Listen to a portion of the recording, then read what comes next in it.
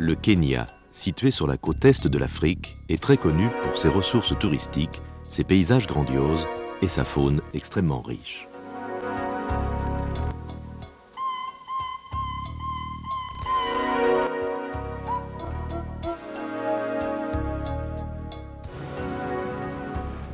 Le Kenya, c'est aussi une vie économique en plein développement, se traduisant par une demande d'énergie croissante. Pour faire face à cette demande, le pays a développé sa production d'énergie nationale par des centrales au fioul, de la géothermie et des aménagements hydroélectriques. Malgré cela, dans les années 80, le Kenya doit encore importer de l'Ouganda 10% de ses besoins en énergie. En 1982, la Kerio Valley Development Authority confie à Sogrea les études d'avant-projet sommaire de l'aménagement de Turkwel, au nord-ouest du Kenya, destiné à augmenter de 20% la puissance installée dans le pays et alimenter de futurs périmètres agricoles. En 1986, la décision de construire l'aménagement est prise sur la base de l'avant-projet sommaire. Les études d'avant-projet détaillées et la réalisation des plans d'exécution commencent.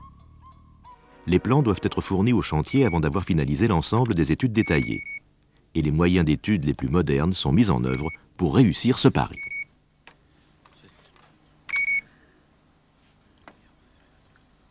Le dessin assisté par ordinateur nous aura permis finalement de passer directement du stade de calcul aux éléments finis à la réalisation des plans d'exécution de l'ouvrage. Il s'agissait en fait de barrer cette gorge étroite, qu'on peut voir ici, par un ouvrage voûte à double courbure de 150 mètres de hauteur. Les organes de vidange et d'évacuation sont un point délicat de la conception du barrage. Dans cette gorge étroite, l'impact des jets doit être déterminé avec précision afin de limiter l'érosion des alluvions ainsi que les sous-pressions risquant de déstabiliser le pied des falaises rocheuses. Grâce au modèle réduit réalisé au laboratoire Sogrea, le contre-barrage prévu lors des études préliminaires est finalement supprimé. Sogrea est aussi présente sur le terrain dès les premières reconnaissances. Voici une vue de la gorge dans son état naturel, prise lors d'une crue. C'est des photos qui datent de quelle année? Ça, c'est la crue de 1985, pendant les investigations. En 1986, pendant que les études d'exécution commencent à Grenoble, l'entreprise Spy-Batignolles et ses sous-traitants s'installent déjà sur le site.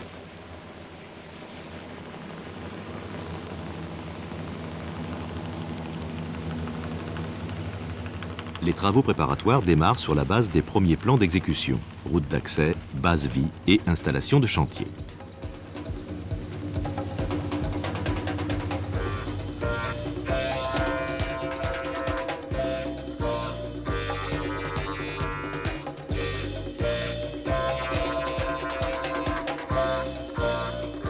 En 1987, 6 mois après le démarrage des études et travaux, les plans d'excavation des ouvrages principaux situés sur le chemin critique, notamment le barrage, sont déjà fournis à l'entreprise.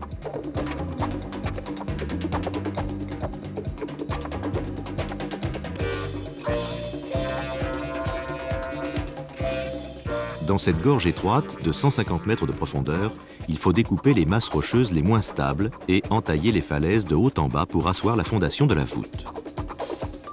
Au fond de la gorge, une fouille est creusée pour atteindre le rocher sous près de 40 mètres d'alluvions et blocs rocheux de toute taille. Pour finir, la surface de la fondation rocheuse est nettoyée soigneusement à la main afin de supprimer systématiquement les blocs instables ou trop fracturés.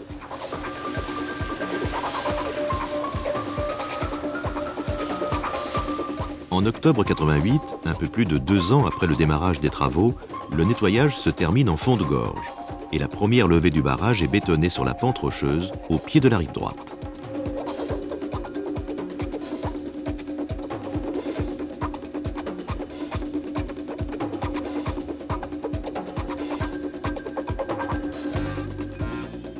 Dans le même temps, les travaux d'excavation des galeries d'amener d'eau et de restitution de l'usine hydroélectrique progressent.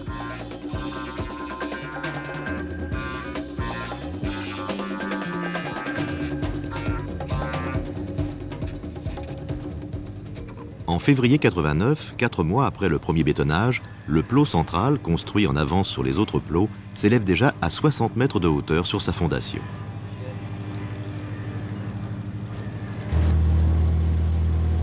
Dans le cadre de la surveillance des travaux, une étroite coordination entre le bureau d'études à Grenoble et le chantier est nécessaire pour adapter le planning des études en fonction de l'avancement réel des travaux et pour ajuster le projet le mieux possible aux conditions du site. Des missions fréquentes de personnel du siège permettent d'assurer cette coordination.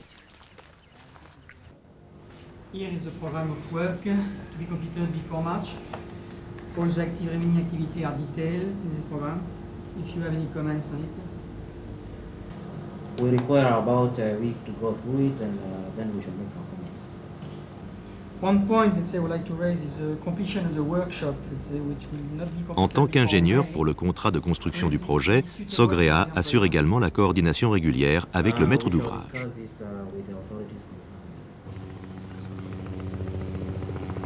La construction du barrage a nécessité la réalisation d'un bâtard d'eau-voûte de 30 mètres de hauteur et d'un tunnel de dérivation provisoire de 750 mètres de longueur, capable de passer la crue décennale de 1650 mètres cubes secondes.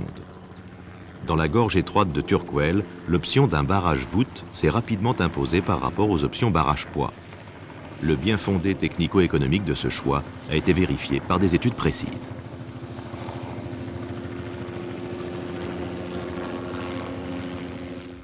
En mai 89, donc 7 mois après le début des premiers bétonnages, on voit ici que le barrage atteint une hauteur moyenne de 70 mètres.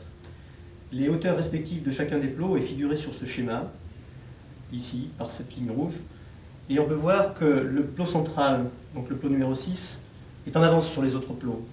Cela va nous permettre de commencer la construction de la vidange de fond le plus tôt possible, puisque dans maintenant moins de 10 mois, cet ouvrage devra être mis en service afin de pouvoir permettre la mise en eau de la retenue. Les abutements que vous voyez ici, les points au-dessus de cette zone-là, lorsqu'on commencera à mettre en eau, on va monter le barrage encore une cinquantaine de mètres au-dessus de ce point. Des alpinistes français ont formé spécialement des équipes locales pour réaliser les travaux les plus acrobatiques. Travaux en falaise, finition des parements du barrage.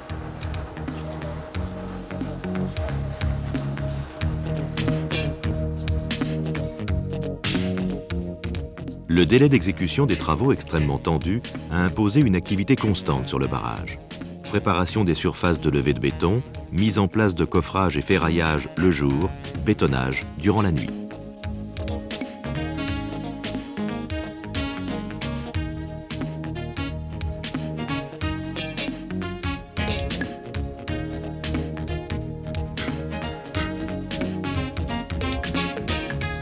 En février 90, un mois et demi environ après la mise en eau de l'ouvrage, voici le niveau atteint par les bétonnages sur chacun des plots. Actuellement, on bétonne la levée 4 du plot numéro 4. Les topographes contrôlent régulièrement la position des coffrages du barrage avant et après bétonnage. Le coulage du béton la nuit et l'addition d'une partie de l'eau sous forme de glace permettent de baisser le plus possible la température de mise en place. Ceci limite le pic de température lors de la réaction de prise. Le barrage est ensuite réfrigéré pendant 2 à 3 mois, jusqu'au clavage des joints verticaux entre les plots. Ce clavage consiste à injecter les joints avec du coulis de ciment. L'ensemble des paramètres de fabrication de la centrale à béton sont enregistrés systématiquement. Et des éprouvettes sont testées à fréquence régulière au laboratoire de chantier, sous la surveillance de Sogrea, pour assurer le contrôle qualité.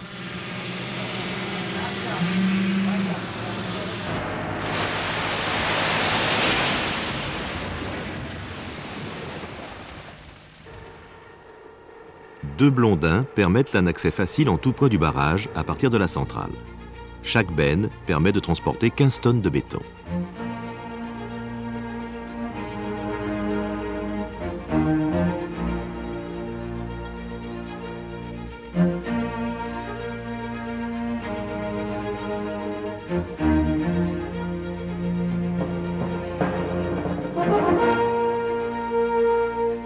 Le barrage de Turquel est une voûte mince à double courbure permettant d'optimiser au mieux les volumes de béton.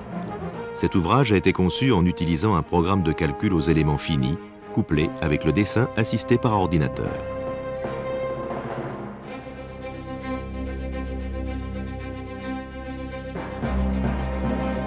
Le volume de béton du barrage est de 150 000 m3, pour une hauteur maximale de 155 mètres et une longueur en crête de 150 mètres. L'épaisseur de la voûte varie entre 3 mètres en crête et 14 mètres à la base.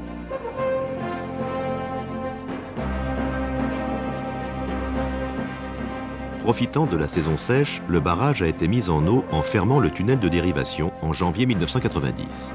Cela a pu se faire en toute sécurité, bien que le barrage ne soit pas terminé, grâce à la présence de la vidange de fond.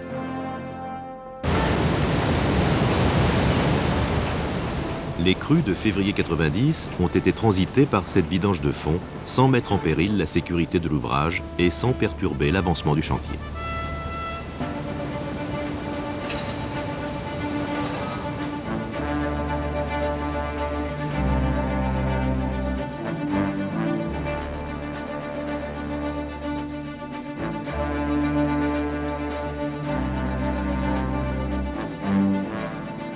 Le deuxième ouvrage hydraulique important sur le barrage est l'évacuateur de crue d'un débit maximal de 1500 m3 secondes. Il a été étudié sur modèle réduit en même temps que la vidange de fond.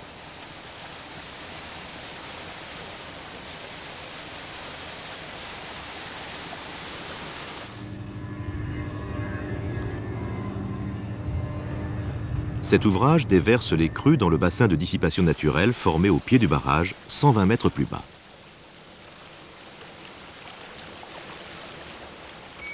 La route sur le couronnement du barrage est entièrement conçue et réalisée en éléments préfabriqués. Grâce à une bonne coordination avec le chantier, le bureau d'études a pu dimensionner les différents éléments en béton en tenant compte des contraintes réelles d'exécution à Turquel. Ainsi, un temps précieux a été gagné.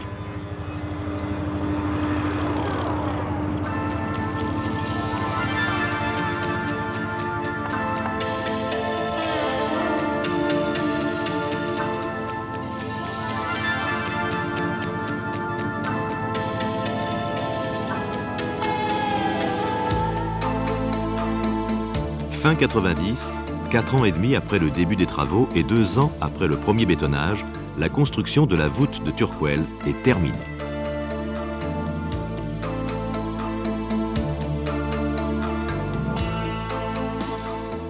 On voit ici, sur ce schéma, le découpage en plots de l'ouvrage. Tout comme on peut voir aussi un point important au niveau de la stabilité de l'ouvrage qui est constitué par la mise en place de galeries de drainage, 5 dans chaque rive.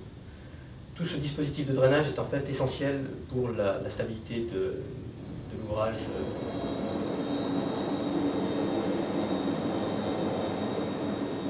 L'accès aux différentes galeries de drainage et à la chambre de commande de la vidange de fond se fait par un ascenseur installé dans un puits incliné servant au drainage de la faille principale de l'appui rive droite.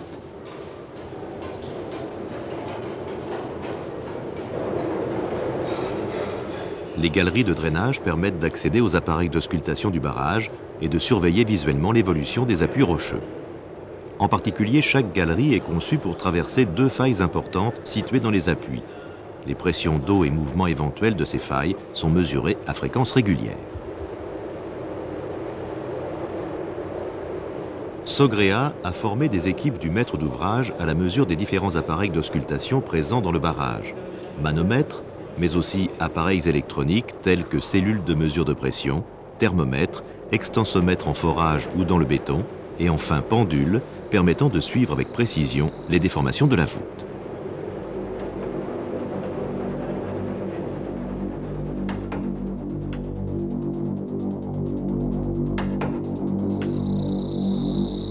La prise d'eau équipé d'une valve de garde a été placé suffisamment haut dans la retenue pour s'affranchir des problèmes de sédimentation.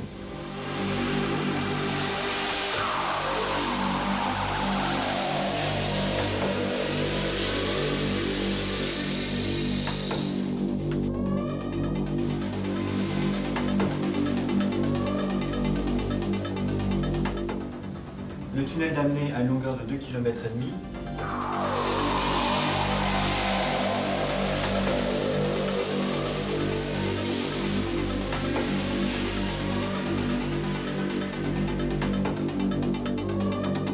Il aboutit à cette cheminée d'équilibre qui est un puits de 11 mètres de diamètre et 100 mètres de hauteur. Après la vanne papillon, nous avons une conduite forcée de 400 mètres de longueur dont le tiers inférieur a été blindé.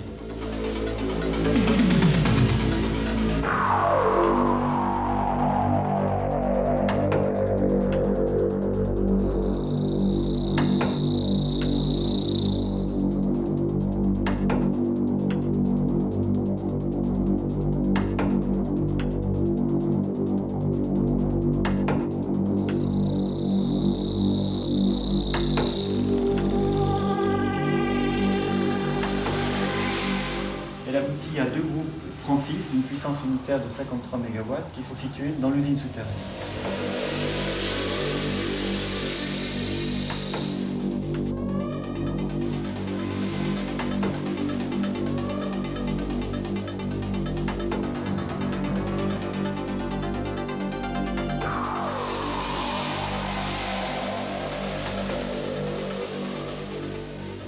Après la cheminée d'équilibre aval, qui est également une caverne souterraine, un tunnel de fuite d'1 km, puis un canal de fuite permettent la restitution à la rivière.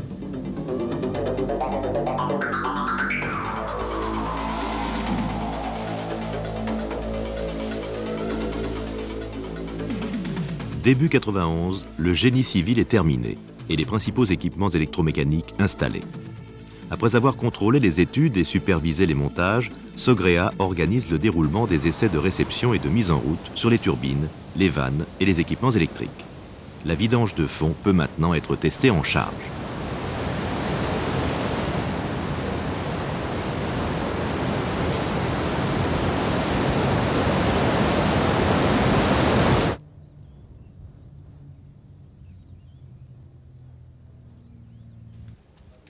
Sogrea a assuré également la formation du personnel du maître d'ouvrage dès la fabrication dans les ateliers en France, puis lors de la mise en route.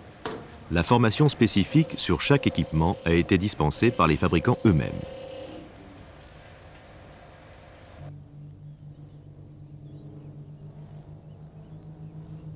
La centrale souterraine est commandée depuis le bâtiment de contrôle extérieur par un système d'automates programmable. L'énergie est produite par 2 turbines Francis. Chaque groupe fournit une puissance de 53 MW pour une chute nette de 350 mètres et un débit de 17 mètres cubes seconde. Le démarrage des groupes est entièrement automatique jusqu'à leur synchronisation sur le réseau. Le système de pilotage de l'usine est prévu pour être ultérieurement intégré à un système de commande nationale centralisé à Nairobi.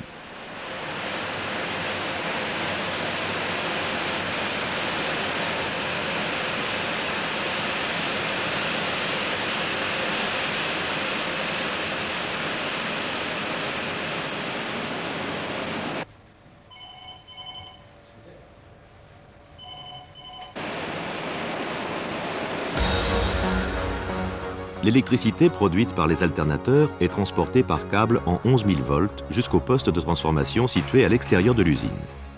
Une ligne à haute tension de 220 000 volts et d'une longueur de 210 km connecte la centrale de Turkwel au poste de Lesos, nœud important du réseau kényan, où arrivent également les lignes en provenance de l'Ouganda. La première année de remplissage, 1990, a été une année décennale sèche. Pourtant, en 91, malgré le remplissage en cours et les dernières mises au point techniques, la centrale a fourni une énergie de 100 000 kWh dans l'année, soit 20% de la production annuelle prévue en régime normal. Depuis la décision de construire l'aménagement et en partant du stade d'étude d'avant-projet sommaire, il a fallu seulement 5 ans pour passer en phase d'exploitation régulière. Sogrea a participé à cette réussite en y apportant des moyens d'étude parmi les plus modernes, un engagement constant des équipes de projet et de supervision et une coordination efficace entre les différents partenaires. Le barrage voûte de Turkwell a rempli son objectif, contribuer rapidement à l'indépendance énergétique du Kenya. Grâce à cet aménagement, la rivière est maintenant parfaitement régularisée et les conditions sont réunies pour développer l'agriculture irriguée dans la région.